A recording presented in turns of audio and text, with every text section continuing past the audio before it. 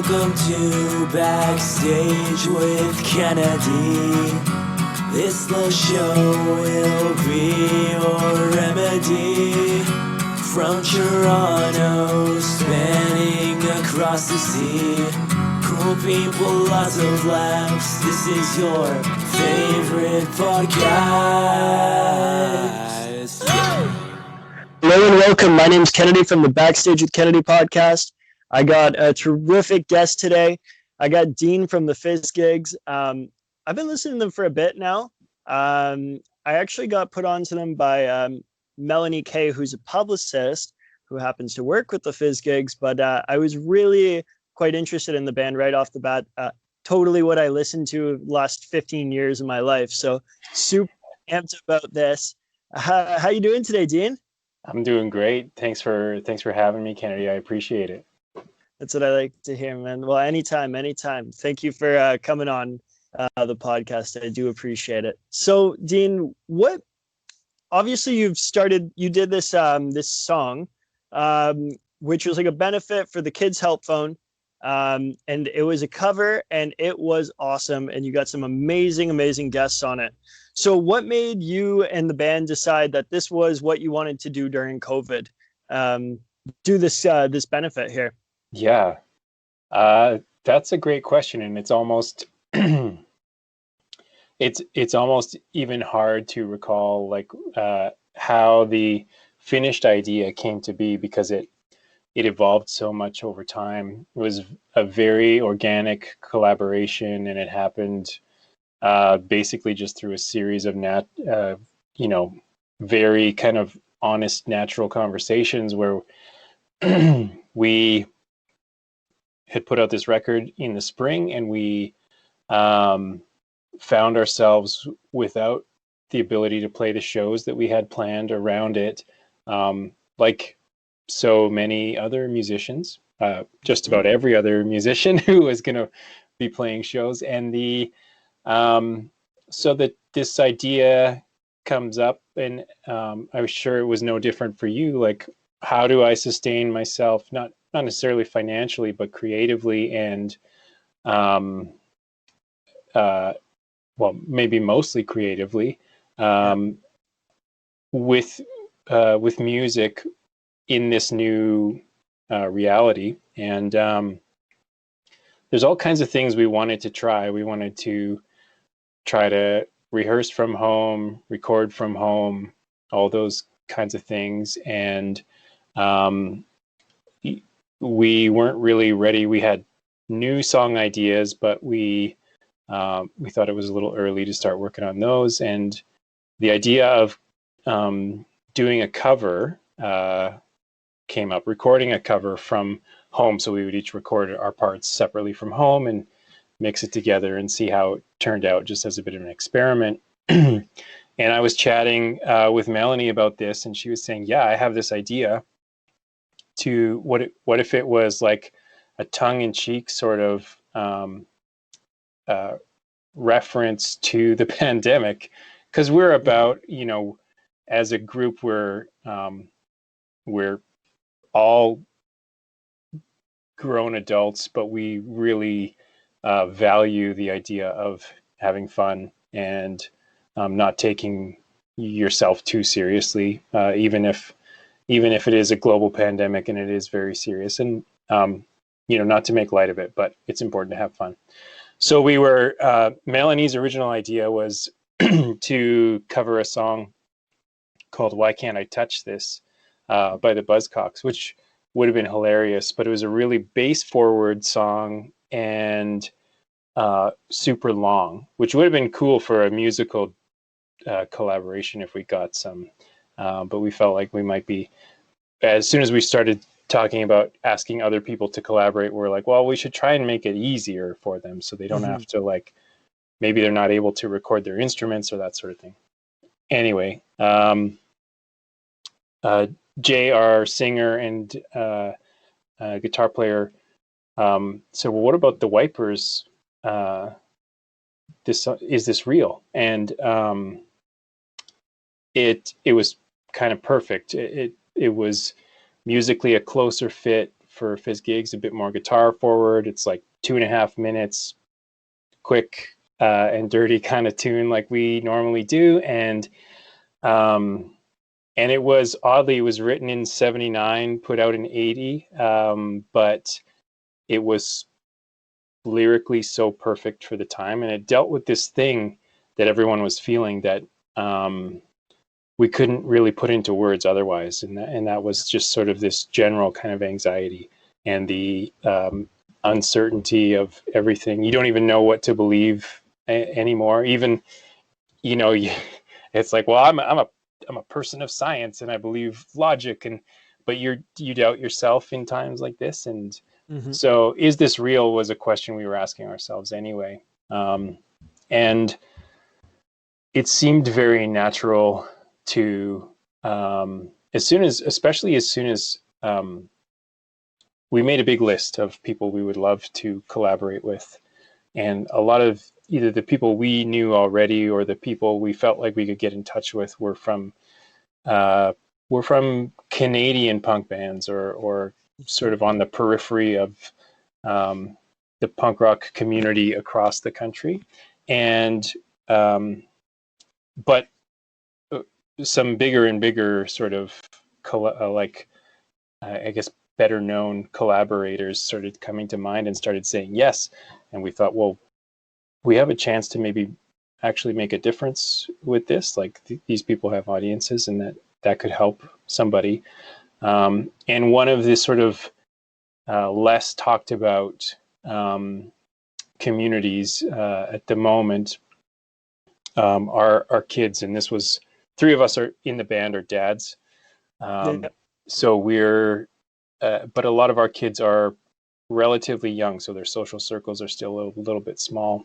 And we've been saying to each other, you know, we're kind of lucky, because if our kids were entering adolescence where your world starts to really expand, and oftentimes your social circle is kind of everything to you.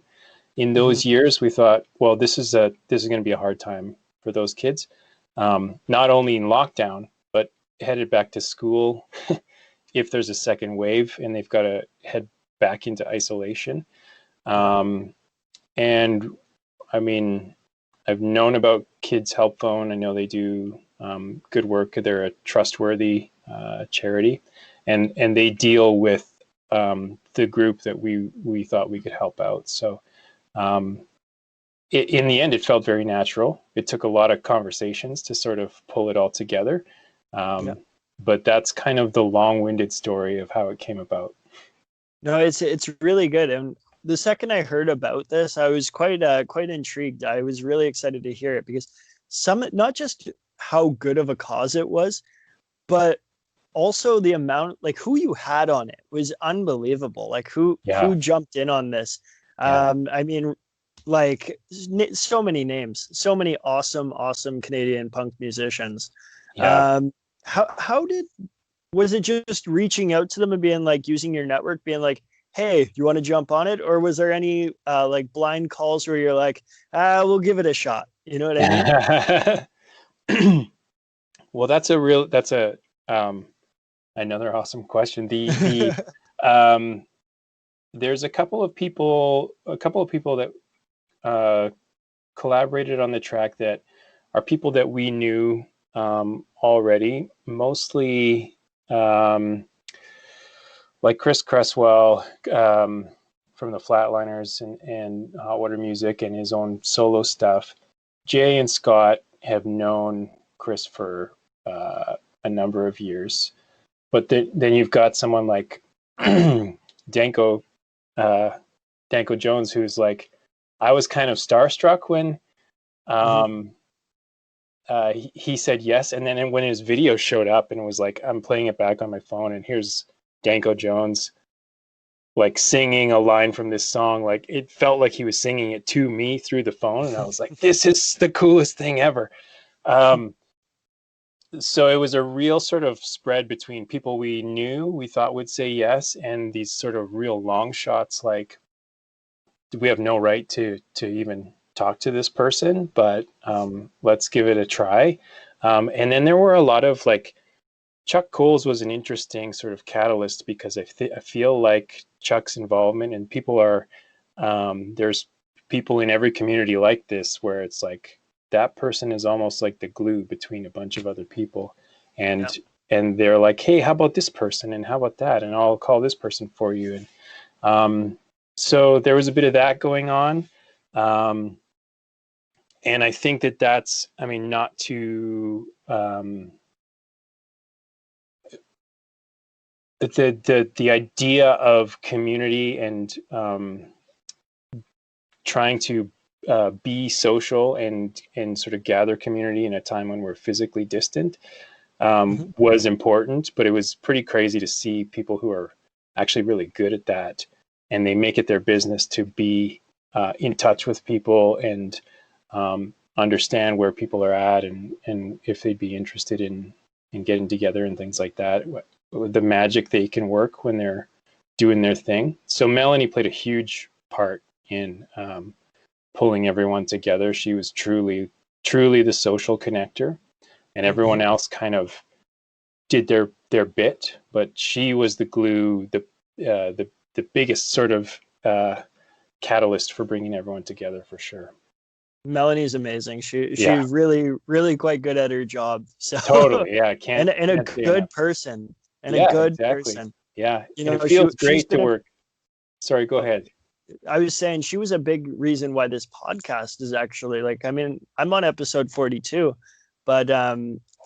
I had this like, I had a circle of friends who I was like, yeah, I really want to get them on, but Melanie's kind of grown that and Yes. give me a lot of opportunities. So, like, God Yeah. bless that woman. Yeah, absolutely. Yeah, I think that combination you mentioned, you sometimes you get the opportunity to work with someone who's good at their job, but that's pretty different from someone who's good at their job and they're just truly a great person. That's such a delight. It makes life so much better. So 100%. So, sorry. my good buddy Chuck Coles was in. He was in the video. Yeah. Um, Chuck brought his cat Squeaks on the video. Is that the first animal collaboration that the Fizzgigs have had before? Not the very first. We have when we were recording our record, we, um, we had a lot of guest appearances. The volume was very low, but some of the tracks we were recording, like rhythm guitars and some backup vocals, in Jay's basement, and his dogs were on there every once in a while. And he's got a cat who didn't ever say peep, but she was there in presence. So, but in terms of being like featured, Yeah. Squeaks was the first animal collaboration for sure. Yeah. Put It it in was the so put it in the delightful history too, because you books. see, like Chuck looks tough and he's got this great gravelly voice that I love so much. But to see him show up on screen and he's got this tiny kitten on his shoulder, it was amazing. It's one thing about him. I met Chuck years ago at an open mic in the suburbs, Nice. and he ended up bringing me into the city, into Toronto, to start going to open mics and hanging out. And that was one thing about Chuck that I always loved was, yeah, he looks like a tough guy, but he's one of the sweetest people I've ever met in my life. That's awesome. Would chop off his arm for anyone, you know what I mean? Yeah, yeah. Oh shoot. We knew that was gonna happen. We knew it would happen. So, what was your favorite part of the creative process of this song there, Dean? So much of it was really delightful. It was fun, sort of wood shedding our own parts individually, and like really embracing the kind of introverted side of this, like, you do your part from home, and getting like super focused on parts, and just sort of taking as much time as for me anyway as I needed, and just going full focus on it. I think the biggest joy I got out of it though was watching it come together with everyone else's contribution, not only in the sort of traditional creative sense, everyone's playing in their parts and their choice of chord phrasing and, adding their own sort of flavor to a cover tune and that sort of thing, but even down to Scott Giffen, the wonderful fellow who mixed it. Everyone took the opportunity to do something great or demonstrate their skills sort of to the best of their ability, and it felt really special to sort of have